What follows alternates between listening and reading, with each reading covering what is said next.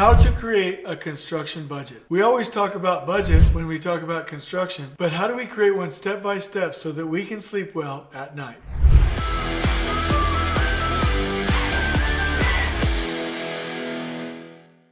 In this video, we're going to discuss how to create a project budget, how we can interact with these steps, and key things we need to keep in mind throughout the process.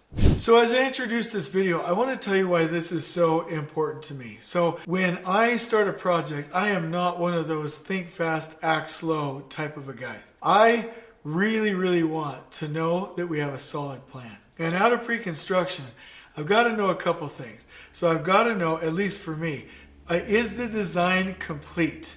Are we ready? Have we done the constructability reviews? Do we have a plan to build what's on the drawings? Do we have a schedule that accurately represents that with flow? And do we have a budget that we need to pay for in order to build this right? And do we have a profitability strategy that will allow us to go to sleep at night? That doesn't mean getting complacent. That doesn't mean I want to be lazy. It just means there's a path to being whole. Okay, so throughout, there's a couple things that I think we should keep in mind. Project managers, you're really going to have to stay after this process and make sure that every bucket is whole and that we are using a common sense approach and that everyone can see and understand the budget. So for those of us non-full-time professional estimators, this process can seem kind of mysterious and kind of intimidating, right? And a lot of the knowledge that goes into making a budget can be kind of hidden.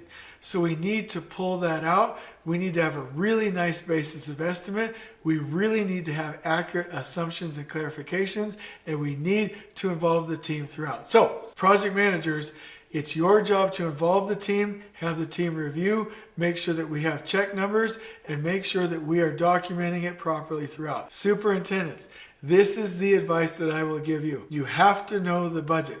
You have to have the schedule, educate the budget. We've talked in other videos about the overall total project duration, educating your general conditions line item and your general requirements line item. But the other thing is, throughout, we must be talking to the estimating team and to the project manager and to make sure we have included the key things that might not normally be picked up as a part of the construction budget or the subcontracts. So here, let me give you one example. Let me give you just one example. There was a building that we were building in Tucson, Arizona, and I have mentioned this before, but let me go into a little bit more detail. There was a cover that needed to go over the loading dock for the adjacent building. That was going to cost money. We needed to build footings. We needed to build a structure. We needed to build the overall canopy. We needed to maintain it with GC carpenter and labor hours. Okay, so this cost money. When I was doing the schedule, I didn't just be like, oh, we're going to need this and just like leave it alone. If we didn't have that covered somewhere, we're going to pay for it out of fee. So immediately I tried to quantify the dollars, and made sure the PM and the estimator knew, hey, this must be included. We have to have dollars for this. Put this in the budget, please. And I myself maintained a list throughout to make sure that and this other temporary protection and the offsite staging yard and the maintenance of the staging yard and the SWIP and all these little things that I knew we needed but wasn't going to get picked up in the subcontracts was actually included in the overall project budget. So that's your focus. Make sure these things are covered, especially if it's an indirect cost. So creating a budget involves a systematic process that takes into account various factors and considerations to ensure that the project is financially well planned and executed. So here are the steps to creating a good project budget. So step number one, define the project scope. Not only are you going to want to break it out in the right format and break out those scopes, but you, whether you're the superintendent or PM or the estimator, will want to clearly understand the drawings, clearly understand the design intent, and pair any other planning document with your estimates that you possibly can. So if you're going to solicit a number from your trade partners, they need to obviously know what they're going to sign up from a prime agreement standpoint. They need to know what the Division 1 specs are. They need to know your requirements meaning as a general contractor, what are the key methods you're going to use. You would include that in your basis of estimate or your basis of schedule.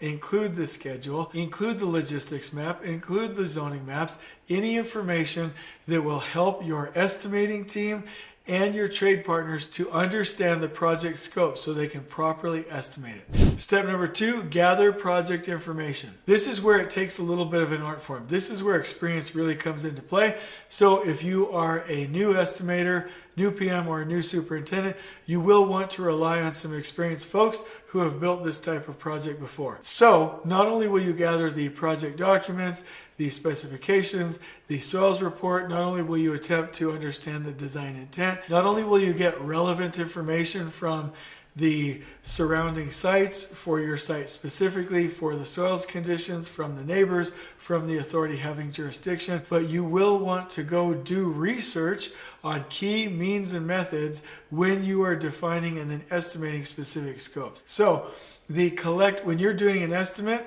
whether you're a trade partner or whether you're putting together conceptual estimate budget numbers, or whether or not you're doing a control estimate and you're trying to compare that number, or you're trying to validate your third-party consultant. Whatever the case may be, you need to make sure that everybody has the right information. So the second step to this overall process is to collect it at the right times for the right scopes based on experience. Step number 3, it is really helpful to identify project phases. Your trade partners and your estimating team will need to know if the project is broken up into different phases of completion, and at a minimum they will need to know the different phases of construction for the project so that they can estimate their labor, their materials, and their equipment and their durations to get them there on time. So identify the right phases. This will also help you to break out the right estimates, especially if you have a phased design. You'll want to budget, obviously, phase 1 as a part of that GMP package, phase 2 as part of that GMP package, and so on and so forth. So understand your phasing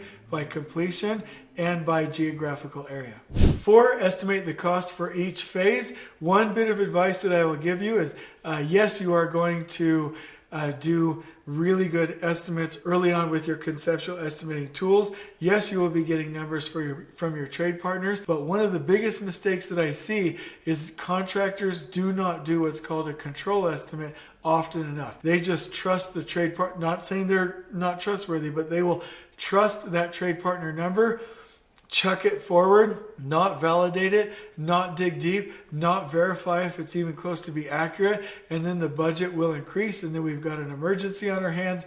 We've got angry owners and designers. Now we're in a value engineering effort, only later to find out that the number may not have been accurate in the first place. So where you need it, always consider doing a control estimate. Always include labor costs, material costs and possible escalation, equipment costs. Loop all of your subcontractor costs into your budget. Add your allowances, which are targeting specific items, and any contingency into the budget. Add in overhead and general conditions. Make sure that that is targeting the right overall total project duration and the right team sizes according to the right logistical plan. Always account for inflation and escalation. Get this into a transparent budget format that your project team can see and use, and when necessary, always employ a basis of estimate which will enable you to describe additional context when it comes to those budgets.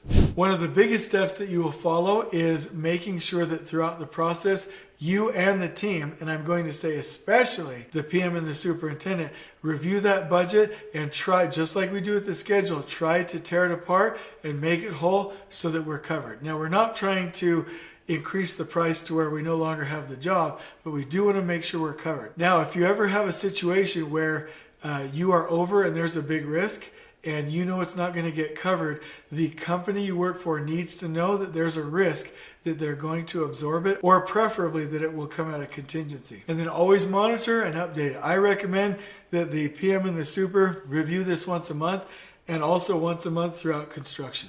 The key to this is make sure that we're following the right practices, make sure we're not forgetting anything, make sure that everyone can see and tear apart that plan before we finalize the budget, and make sure that it is a roadmap with not only the budget, but the basis of estimate and also your inclusions and your exclusions, your contract templates. All of this information has the relevant information for you to be whole throughout your project. If you have any questions about this, please let us know. At Elevate, we primarily help contractors plan their projects, create that certainty. We do project support with project controls and scheduling.